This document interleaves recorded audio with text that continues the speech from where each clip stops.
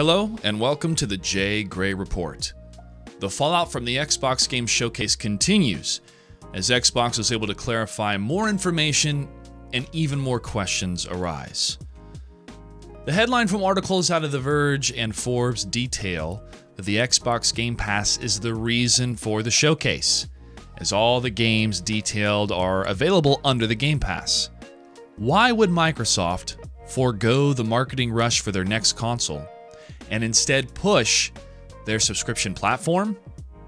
Because consoles aren't what make money. That's right, console manufacturing operates at a loss. Let's take the Xbox One X for instance. This console on delivery date was $499, and some speculators agree Microsoft sold at a loss of at least $70 per unit. But Microsoft will make its money back and even turn a profit because the end user will buy multiple games on the system. Microsoft makes 45% on each game sale, so they pocket about $27. A user buys 4 full-price games for the year, and Microsoft makes up their losses with an $8 profit. I read an article on Quora by a Mr. Aaron Stormcastle who described the way this business model works as the Gillette model. When Gillette sells you the razor and handle package, they are selling at a loss. So how do they stay in business? Because they sell you the item that gets used frequently, the razor blades. It costs Gillette about 25 cents to manufacture each blade, but they can charge $25 for a packet of 8 blades. Your hair is going to keep growing back, and you still need razors all year, every year. Cha-ching. And they only took the loss on the initial package because of the handle. Gillette probably took a $5 loss on the handle, but they are making bank every single time they sell you one of those razors. Now that we've established the monetary relationship with consoles and software in the past, the present has seen the media shift towards subscriptions. So anything that limits advertising, I'm all for it. However, instead of purchasing each game at full price, a monthly $15 subscription provides access to hundreds of games.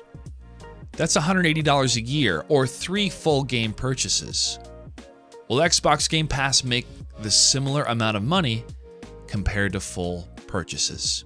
All right, so think of Xbox as, let's go back. Think of Xbox as that razor blade handle, and the games are the razor blades. They're not going to make money on the handle. They're not going to make money on the hardware. They're going to make money on the razors. They're going to make money on the software. So will Xbox Game Pass make the similar amount of money compared to full purchases? Instead of you purchasing these razors every single time you join a subscription service and you have access to these razors whenever you want for a certain price per month. So in short term, the answer to the question, will Xbox Game Pass make the similar amount of money compared to full purchases? In short term, no. According to Xbox Marketing General Manager Aaron Greenberg, this article from Lewis White on mspoweruser.com highlighted Mr. Greenberg's appearance on What's Good Games podcast. He says, Microsoft is in such a privileged position, they don't need to worry about short-term profits. This platform is built with long-term success in mind, building a relationship with customers based on over-delivering value they subscribe to. This is the part that concerns me. If a company has the freedom to lose money, then their relationships with partners and customers is very different compared to the alternative. I mean, look at Mixer. There was a number of partners that worked with Mixer that had no idea Mixer was closing its doors until it made its announcement publicly, where everybody found out. But because Mixer is a part of Microsoft and Microsoft has a ton of money, it wasn't as much of a business loss for them to shut down that part of their company. It wasn't much of a, oh no, we've invested so much and it didn't work out. It was more of, hey, we invested something here, it didn't work out, we're moving on. It's almost like the business is too big to fail.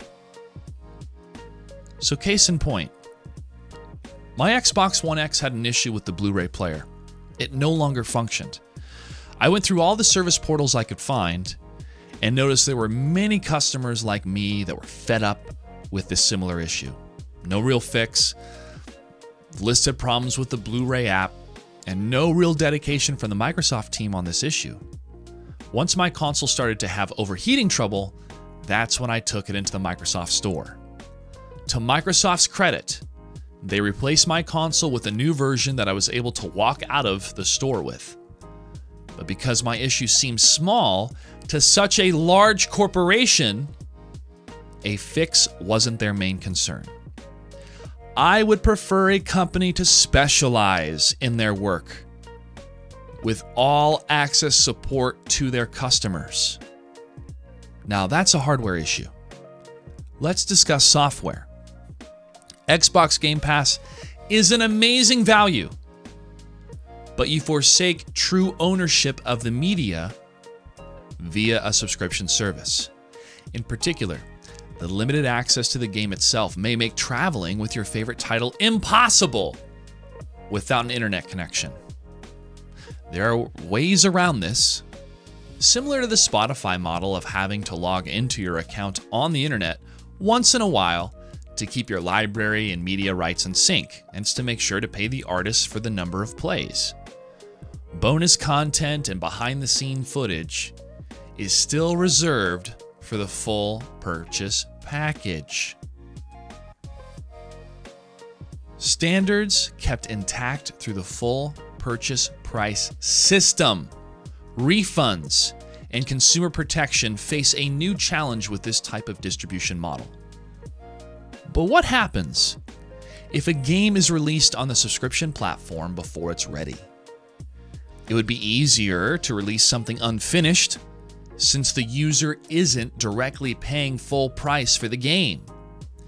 This generation has been plagued by undercooked game releases fueled by greedy investors to the detriment of the entire industry.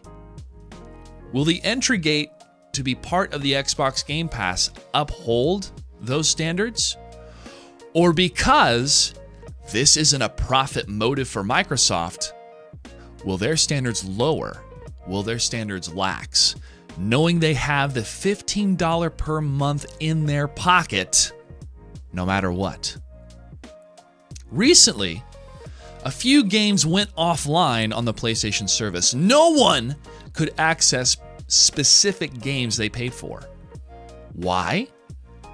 Because of a server issue outside of both their control and Sony's.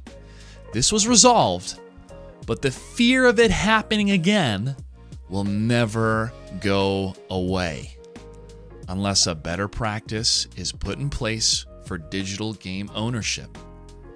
I would prefer that once I download a game, I can move the files wherever I wish. Just like placing my disc that costs $2 to print, I can put it wherever I wish.